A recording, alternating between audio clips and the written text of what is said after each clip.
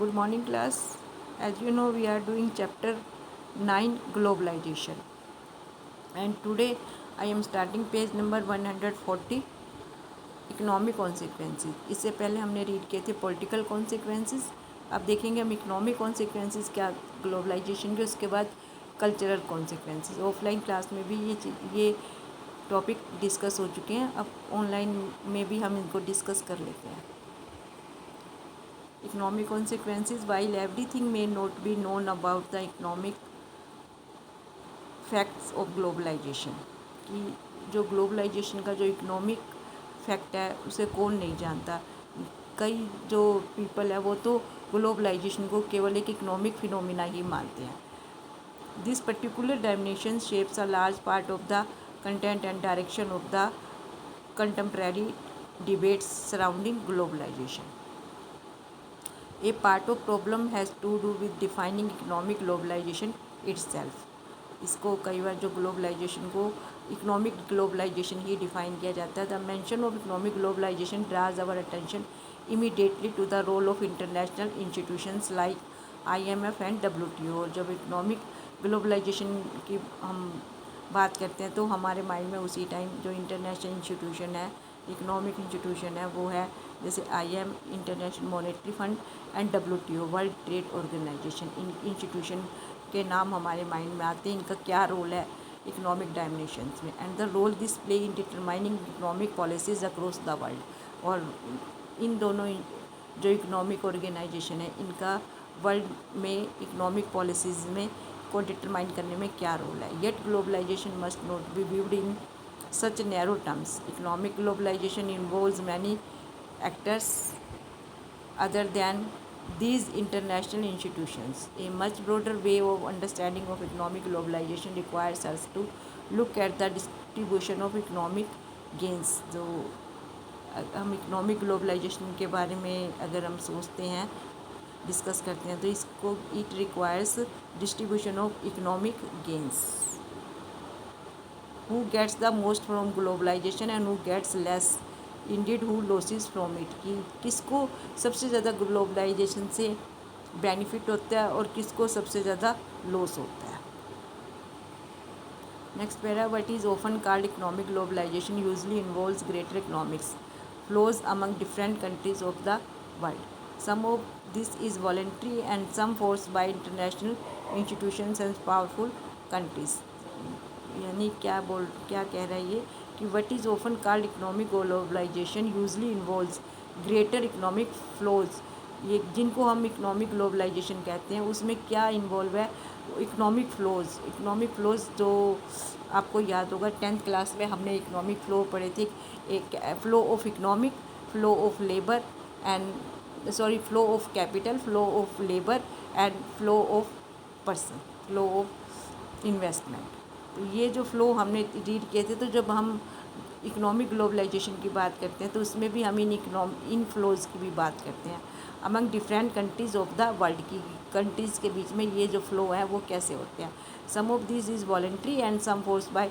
इसमें से कुछ तो अपने आप होते हैं, कुछ इंटरनेशनल इंस्टीट्यूशन जो अभी हमने रीड किए IMF WTO इन ये बाय फोर्स भी करवाते हैं. एंड पावरफुल कंट्रीज़, और इंटरनेशनल इंस्टीट्यूशन के साथ साथ जो पावरफुल कंट्रीज़ है उनके फोर्स करने पर भी ये जो फ्लो होते हैं कंट्रीज़ के बीच में. As we saw in the example at the beginning of this chapter, this flows और exchange can take various forms, commodities, capital, people and ideas. और ये फ्लो जो होता है वो किस किस चीज़ के होते हैं, कमोडिटीज़ के, कैपिटल के, पीपल के एंड आइडियाज़. इससे रिलेटेड हमने चैप्टर की स्टार्टिंग में जो 3 एग्जाम्पल रीड किए थे वो भी इसी से ही रिलेटेड थे. Globalization has involve greater trade in commodities across the globe. जो ग्लोबलाइजेशन है वो पूरे वर्ल्ड में जो कमोडिटीज़ का जो ट्रांजैक्शन होता है उसमें इन्वॉल्व रहता है. दिस रिस्ट्रिक्शन इम्पोज्ड बाय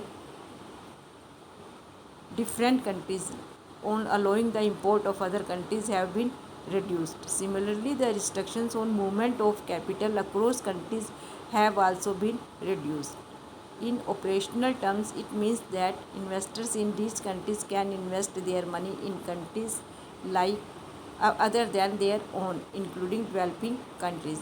यहाँ से ये डेफिनेशन भी बन रही है कि ऑपरेशनल टर्म में अगर ग्लोबलाइजेशन को देखें तो इसका मीनिंग है कि जो इन्वेस्टर है रिच कंट्रीज़ के, वो अपनी कंट्री के साथ साथ अदर कंट्री में भी इन्वेस्ट कर सकते हैं, इंक्लूडिंग, और वो अदर कंट्री कोई भी हो सकता है, डेवलपिंग कंट्री भी हो सकते हैं, where they might get better return, जहाँ से उनको बेटर रिटर्न्स मिलेंगे वहीं पर वो इन्वेस्ट कर सकते हैं। Globalization has also led to the flow of ideas across the national boundaries. जो ग्लोबलाइजेशन है वो नेशनल बाउंड्रीज़ के पार जो फ्लो है उनको उनकी लीडरशिप करता है। दिस स्प्रेड ऑफ, ये ग्लोबलाइजेशन को डिफाइन ही किया हुआ है, the spread of internet and computer related service is an example of that, but globalization has not led to the same degree of increase in the movement of people across the globe.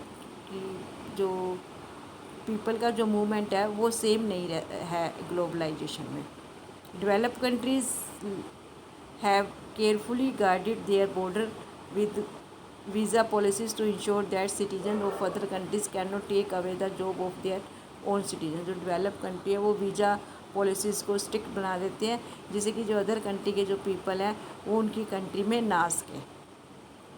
Next है, in thinking about the consequences of globalization it is necessary to keep in mind that the same set of policies don't lead to the same result everywhere. और जो globalisation के जो consequences है वो सभी country में equal नहीं है, जो रिजल्ट है वो इक्वल नहीं है। While globalization has led to similar economic policies adopted by government in different parts of the world, this has generated vastly different outcomes in different parts of the world. Mean to say कि globalisation की same policies है वो सभी जो country है वो implement करते हैं अपनी कंट्री में, बट उसके जो आउटपुट है वो सब वर्ल्ड के डिफरेंट पार्ट में डिफरेंट होते हैं। It is again crucial to pay attention to specific contents rather than make simple generalization in this connection. Next para है आपका, economic globalization has created an intense division of opinion of all over the world. की जो economic globalisation के बारे में world में इसके बारे में डिफरेंट ओपिनियन मिलते हैं। Those who are concerned about social justice are worried about the extent of state withdrawal caused by processes of economic globalization. जो सोशल जस्टिस के सपोर्टर हैं वो वरीड है कि इकोनॉमिक ग्लोबलाइजेशन के प्रोसेस में जो गवर्नमेंट ने जो सोशल वर्क थे वो भी विड्रॉ कर दिए हैं। They point out that it is likely to benefit only a small section of the population while impoverishing those who are dependent on the government for jobs and welfare. की वो ये भी पॉइंट आउट करते हैं कि इसने एक population के बहुत एक स्मॉल सेक्शन को, यानी ग्लोबलाइजेशन ने पॉपुलेशन के एक बहुत स्मॉल सेक्शन को ही बेनिफिट दिए हैं। They have emphasise the need to ensure institutional safeguards और creating social safety nets to minimise the negative effect of the globalisation. और वे जो सपोर्टर है वो इस बात पर जोर देते हैं कि इसके नेगेटिव इफ़ेक्ट रोकने के लिए, यानी ग्लोबलाइजेशन के जो इकोनॉमिक ग्लोबलाइजेशन के नेगेटिव रिज़ल्ट को कम करने के लिए गवर्नमेंट को क्या करना चाहिए, इसके लिए सेफ गार्ड बनाने चाहिए और सोशल सेफ्टी नेट क्रिएट करने चाहिए। किस लिए करने चाहिए कि जिससे कि ग्लोबलाइजेशन के जो नेगेटिव इफ़ेक्ट है वो मिनिमाइज़ हो जाए। हु आर इकोनॉमिकली वीक, और जो इकोनॉमिकली वीक है उनको ग्लोबलाइजेशन के नेगेटिव कॉन्सिक्वेंसेस को फेस ना करना पड़े। Many movements all over the world feel that safety nets are insufficient और अनवर्केबल। और काफ़ी जो मूवमेंट चलते हैं वर्ल्ड में ग्लोबलाइजेशन के लिए, वो क्या है कि इनसफिशिएंट है और अनवर्केबल है, उनसे ग्लोबलाइजेशन में कोई भी चेंज नहीं होता। They have called for a halt to force economic globalisation for its result would lead to economic ruin for the weaker countries. और जो ग्लोबलाइजेशन के वीकर कंट्री में जो लॉसेज होते हैं वो उनको रोक नहीं सकते, specially for the poor within this country. Some economics have describe economic globalisation as recolonise of the world. और जो कुछ है वो इकोनॉमिक ग्लोबलाइजेशन को डिस्क्राइब करते हैं कि ये वर्ल्ड की जो वीक कंट्री को या पुअर कंट्री को दोबारा से कलोनियल कंट्री बनाने का एक फॉर्म है। जैसे ब्रिटिश ने ट्रेडिंग के बहाने कई कंट्रियों को अपना कॉलोनियल कंट्री बनाया था, तो इस इकोनॉमिक ग्लोबलाइजेशन को भी कई ये रिकॉलोनाइजेशन ऑफ द वर्ल्ड का ही नाम देते हैं। Advocates of economic globalization argue that it generates greater economic growth and well being for larger. अब ये सपोर्टर है यानी पॉजिटिव पॉइंट है कि वो ये आर्गूमेंट देते हैं कि जो एक ग्लोबलाइजेशन है इससे इकोनॉमिक ग्रोथ होती है और पॉपुलेशन के एक बहुत बड़े सेक्शन का वेल बीइंग भी होता है। When there is deregulation greater trade among countries allow which each economy to do what it does best. और जो ये इकोनॉमीज कंट्रीज़ की जो इसके अंदर ट्रेडिंग में एक दूसरे के जो इन्फ्लुएंस में आती है, तो उससे बेस्ट ही इकनॉमी बनती है सब कंट्रीज़ की। This would benefit the whole world, जिससे कि सारी वर्ल्ड को इससे बेनिफिट मिलता है। They also argue that economic globalisation is inevitable and it is not wise to resist the march of history. More moderate supporters of globalization say that globalization provide a challenge that जो globalisation के जो moderate supporter है वो ये कहते हैं कि globalisation एक चैलेंज प्रोवाइड करता है और ये जो challenge that can be responded to intelligently, और इस चैलेंज को हम रिस्पॉन्ड कर सकते हैं बिना किसी विदाउट एक्सेप्टिंग इट अनक्रिटिकली, और इस चैलेंज को बिना क्रिटिसाइज करके किए हम इसको एक्सेप्ट कर सकते हैं। But however can not be denied is the increase momentum towards interdependence, और कोई भी इसे इनकार नहीं कर सकता कि इससे इंटरडिपेंडेंस इंक्रीज़ होती है एंड इंटीग्रेशन बिटवीन गवर्नमेंट और गवर्नमेंट के बीच में जो इंटीग्रेशन है वो भी इंक्रीज होता है। बिजनेस और ऑर्डिनरी पीपल के बीच में भी एक जो इंटीग्रेशन है वो क्रिएट होता है in different parts of the world as a result of globalization के रिजल्ट के तौर पर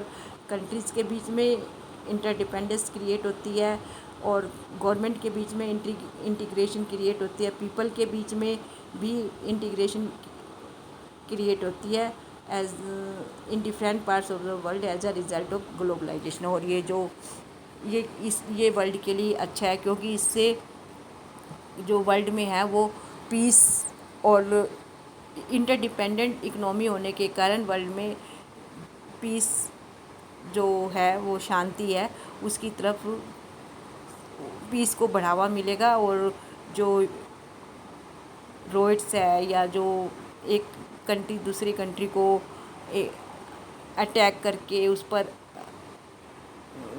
वार करके जो उसको अपने अंडर लेना चाहता है इस जो फिनोमिना को भी अब मिनिमाइज़ किया जा सकता है ग्लोबलाइजेशन से, क्योंकि ग्लोबलाइजेशन में सभी कंट्री एक दूसरे से इस तरह से इंटरडिपेंडेंट हो जाते हैं कि वो टुगेदर ग्लोबल सिटीजनशिप को बढ़ावा मिलता है। नेक्स्ट टॉपिक है बच्चों कल्चरल कॉन्सिक्वेंसेस, इसको हम कल करेंगे। आज के वीडियो में इतना ही। Okay student, bye.